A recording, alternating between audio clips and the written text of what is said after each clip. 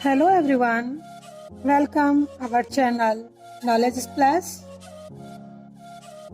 पिछली वीडियो में हमने पवन दूतिका पाठ का काव्यांश संख्या 1 से 8 तक पढ़ा था और आज हम इससे आगे का भाग पढ़ेंगे। तो आइए अपने प्रकरण की ओर बढ़ते हैं।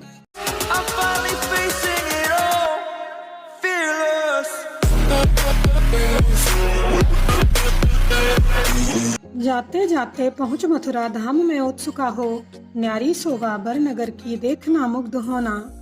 तू होवेगी चकित लग के मेरु से मंदिरों को, आभा वाले कलश जिनके दूसरे अर्क से हैं। श्रीमती राधिका पवन को समझाते हुए कह रही है, हे प्यारी पवन, जब तू यहाँ से जा करके जाते जाते मथुरा धाम में पहुँचेगी तो उस मथुरा धाम की सुंदरता को देखने के लिए उत्सुक हो जाएगी। न्यारी शोभा बर नगर की, उस बर नगर की, उस श्रेष्ठ नगर की, बर का अर्थ है श्रेष्ठ, उस श्रेष्ठ नगर की न्यारी शोभा है, अनोखी शोभा है। हे प्यारी पवन, तो उसकी शोभा देखना मत भूलना और उसकी शोभा देखकर उस पर मुग्ध होना।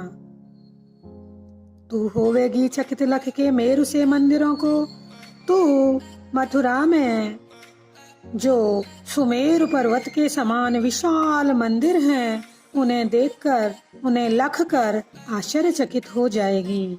उन विशाल मंदिरों की भव्यता देखकर तेरे आश्चर्य का ठिकाना नहीं रहेगा। आभा वाले कलश जिनके, जिन विशाल मंदिरों के कलश बड़ी ही तीव्र आभा वाले हैं, कांति वाले हैं, बड़ी ही चमक वाले हैं, उन कलशों को देखकर, उन कलशों की चमक को देखकर ऐसा लगता है कि वे कलश ना हो करके दूसरे अर्क हों, सूर्य हों। राधिका पवन को समझाते हुए कहती है, हे पवन, तू मथुरा में पहुंचकर रुकना और ये देखना, जब संध्या समय हो जाए, पूजा का समय हो जाए, तब तू मंदिरों के बीच जाना। उन मंदिरों में नाना प्रकार के वाद्य यंत्र जो बजते हैं, उन वाद्य यंत्रों के मधुर स्वर के साथ अपने स्वर को मिलाकर उसके स्वर की मधुरता और अधिक बढ़ा देना। या तो किवा का अर्थ है अथवा या तो मथुरा के मंदिर परिसरों के वृक्षों में से लेके रुचिर तरु, अपने रुचि के तरु का, अपने पसंद के वृक्ष का चयन करके उस वृक्ष के फूलों, फलों, पत्तियों के बीच धीरे धीरे से गुजरना, धीरे धीरे से बहना और उनसे जो शब्द उत्पन्न हो, उन शब्दकारी फलों को ग्रहण करके धीरे धीरे मधुर रस से, धीरे धीरे उस मधुर ध्वनि के साथ अपने मधुर राग को बजाना मत भूलना। इस काव्यांश में जाते जाते और धीरे धीरे में पुनः पुनः शब्द प्रयुक्त हुए हैं, अतः यहाँ अनुप्रास अलंकार के साथ साथ पुनरुक्ति प्रकाश अलंकार है। नंबर दूसरा, आभा वाले कलश जिनके दूसरे अर्क से हैं। यहाँ मथुरा के विशाल मंदिरों की आभा वाले कलशों की तुलना सूर्य से की गई है, अतः यहाँ उपमा अलंकार है। देखेगी जलद तन को जा वहीं तदगता हो, होंगे लौने नयन उनके ज्योति उत्तीर्णकारी, मुद्रा होगी बर बदन की मूर्ति की सी सौम्यता की, सीधे सादे वचन उनके सिक्त होंगे सुधा से।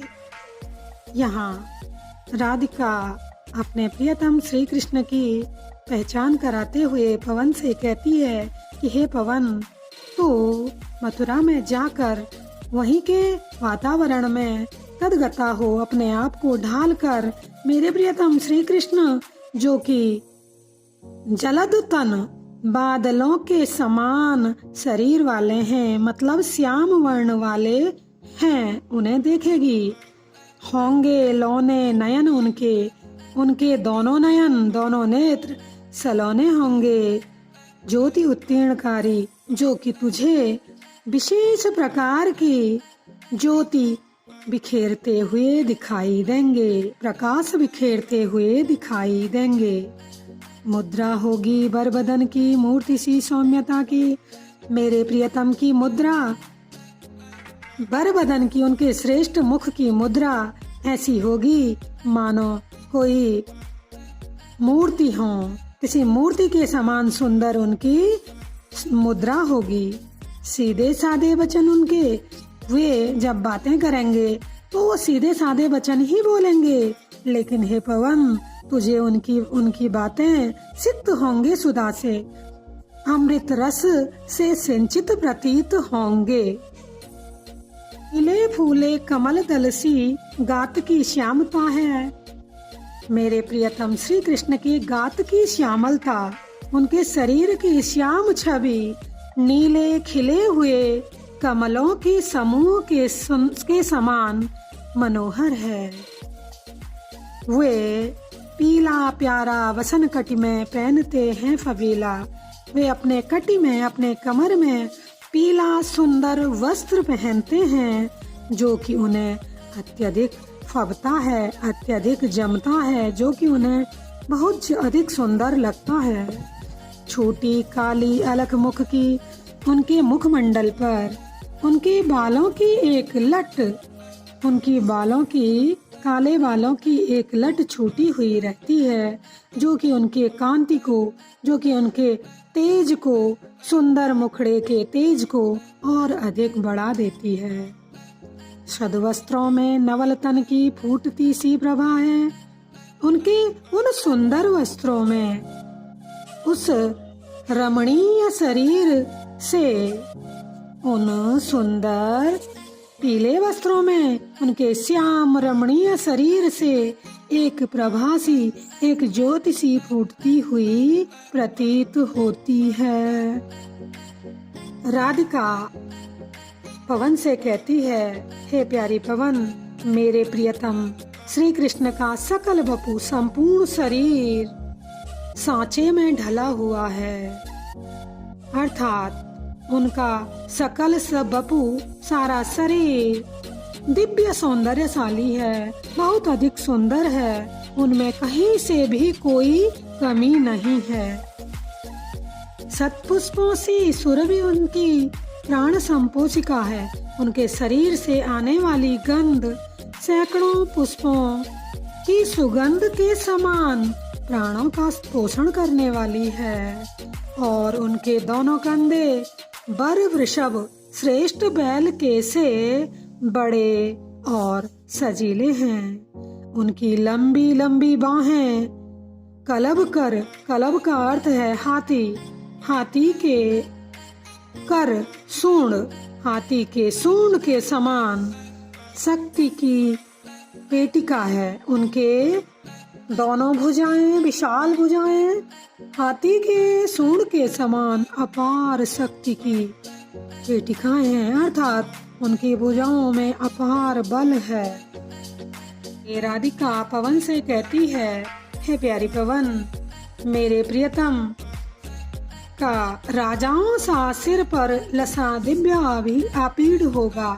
मेरे प्रियतम श्री कृष्ण के सिर पर लसा सुशोभित राजाओं के समान, राजाओं के समान दिव्य अलौकिक अनोखा अद्भुत आपीड़ होगा, मुकुट होगा। मेरे प्रियतम श्री कृष्ण के सिर पर राजाओं के समान दिव्य मुकुट होगा। शोभा होंगी उभय श्रुति में, उनके दोनों कानों में, श्रुति का अर्थ है कान, उभय का अर्थ है दोनों, उनके दोनों कानों में स्वर्ण के कुंडलों की, सोने के कुंडल शोभा बढ़ा रहे होंगे। नाना रत्ना कलित भुज में मंजू के यूर होंगे और उनके भुजाओं में नाना रत्ना, नाना प्रकार के रत्नों से कलित जड़ित, नाना प्रकार के रत्नों से जड़ित मंजू मनोहर केयूर बाजूबंद होंगे। मेरे प्रियतम श्री कृष्ण के भुजाओं में नाना रत्नों से जड़ित मनोहर बाजूबंद होंगे और मोती माला लसित उनका कंबुसा कंठ होगा और उनका कंबुसा कंठ कंबु का मतलब है शंख, शंख के समान गर्दन, उनकी सुंदर शंख के समान गर्दन मोतियों की माला से लसित होगी, सुशोभित होगी। इन पंक्तियों में उपमा अलंकार की प्रधानता है। कंबुसा शंख सा, कलब करसी हाथी की सूंड के समान, और राजाओं सा सिर पर लसा दिव्य आपीड़ होगा। अनेक उपमेयों से इनकी तुलना की गई है, अतः यहाँ उपमा अलंकार है। तेरे में है न यह गुण जो तू व्यथाएं सुनाए, व्यापारों को प्रखर मतियों युक्तियों से चलाना। बैठे जो हो निज सदन में मेघ सी कांति वाले, तो चित्रों को इस भवन से के ध्यान से देख जाना। यहाँ राधा ने अपना संदेश कृष्ण तक पहुँचाने के लिए पवन को दूत बनाया और श्री कृष्ण तक पहुँचने का मार्ग समझाया। अब वह पवन को यह समझाने का प्रयास कर रही है कि तुम्हारा मुख तो है नहीं, अतः तुम अपने अनेक क्रियाओं द्वारा मेरा संदेश उन तक, मेरे प्रियतम श्री कृष्ण तक पहुंचा देना। कहती है, तेरे में है ना यह गुण, हे पवन तुझ में ये गुण नहीं है जो तू मेरी व्यथाओं को श्री कृष्ण को सुना सको। तुम में ये गुण नहीं है जो तुम मेरी व्यथाओं को श्री कृष्ण को सुना सको, क्योंकि तुम्हारा तो मुख ही नहीं है। ऐसी स्थिति में क्या करना? व्यापारों को प्रखर मति और युक्तियों से चलाना। अपनी प्रखर बुद्धि से, अपनी तीव्र बुद्धि से ऐसी युक्तियों, ऐसी क्रीड़ाओं, ऐसी क्रियाओं का व्यापार करना कि तुम मेरा संदेश श्री कृष्ण को समझा सको। बैठे जो हो निज सदन में मेघ सी कांति वाले, यदि प्रियतम श्री कृष्ण निज सदन, अपने घर में, अपने कक्ष में मेघ सी कांति वाले, मेघ के समान, बादलों की समान कांति वाले श्री कृष्ण यदि अपने कक्ष में बैठे हो, तो तुम उस कक्ष में लगे हुए, उस भवन में लगे हुए चित्रों को ध्यान से देखना। तेरे में है न यह गुण जो तू व्यथाएं सुनाए, व्यापारों को प्रखर मतियों युक्तियों से चलाना। बैठे जो हो निज सदन में मेघ सी कांति वाले, तो चित्रों को इस भवन से के ध्यान से देख जाना। यहाँ राधा ने अपना संदेश कृष्ण तक पहुँचाने के लिए पवन को दूत बनाया और श्री कृष्ण तक पहुँचने का मार्ग समझाया।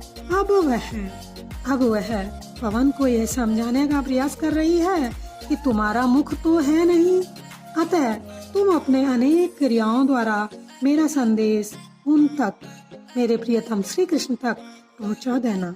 कहती है, तेरे में है ना यह गुण, हे पवन तुझ में ये गुण नहीं है जो तू मेरी व्यथाओं को श्री कृष्ण को सुना सको।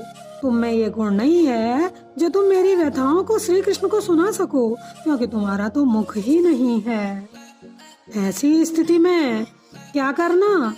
व्यापारों को प्रखर मति और युक्तियों से चलाना।